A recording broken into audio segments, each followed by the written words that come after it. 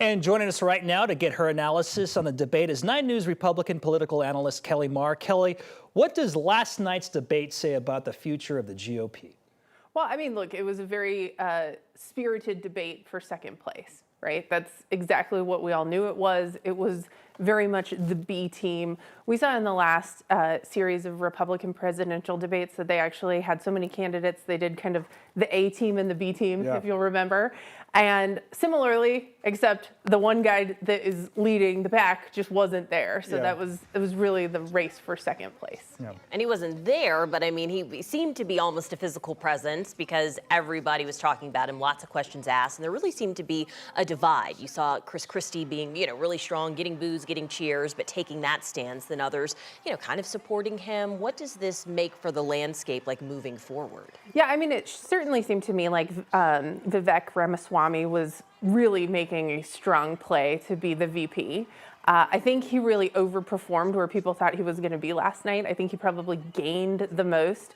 Everybody was kind of eyes on Ron DeSantis to see what was going to happen with him. And really, he kind of faded into the background a little bit, which was probably smart for him. And I think, frankly, Tim Scott really underperformed where I expected him to be. Both Vivek and Tim Scott have been talked about as a VP candidate for Trump. And I think that Vivek was really the one who kind of pulled himself out of the pack last night. So the candidates either defended him or they pulled their punches. Some of them attacked Trump. What's their strategy in trying to get the attention away from him? Whether you love or hate Donald Trump, I think there's no debate that he has the ability to take a lot of oxygen out of a room, right? So I was watching last night to see what people would do with a little bit more breathing room. I thought that Nikki Haley did very well. I actually think that Mike Pence was in an interesting and kind of complicated situation because he's got the January 6th issue to contend with, but also was trying to assert himself kind of as an A-level player because he was the vice president before. So all of the dynamics were really fascinating last night. I think it's also really interesting that Donald Trump has until Friday in order to turn himself in, and yet he's doing it today, I think likely in order to take up network television tonight and kind of take all of the oxygen out of this discussion that we're having right now. Yeah, I mean, certainly strategic there. I'm curious just from your perspective, anybody in this field that you feel like could be competition? Maybe I should say you could actually beat Donald Trump coming up. I mean, look, he's leading by 40-something points, right? So that seems exceptionally unlikely. It looks at this point, all things, there's a lot that can happen that we're looking at a Biden-Trump rematch. Not a lot of people are thrilled about that.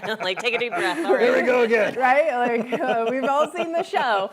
But ultimately, I think what we saw was a really big question about what the VP looks like. I also think, one of the questions I think we're all asking ourselves is okay, we've had the Donald Trump, we've had the Joe Biden. At what point is politics, the gravity going to turn back on? Is it going to turn back on, or is politics different than we've ever seen it before? And I think that that's kind of the thing everybody was watching for last night, or some of these typical things that we've thought about. Are they coming back, or are there just no rules anymore? Is it just, do we live in reality? Yeah, do we live in the JK LOL world, and it's just there's nothing.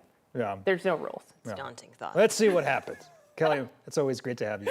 Thank you for having me. We'll be right back.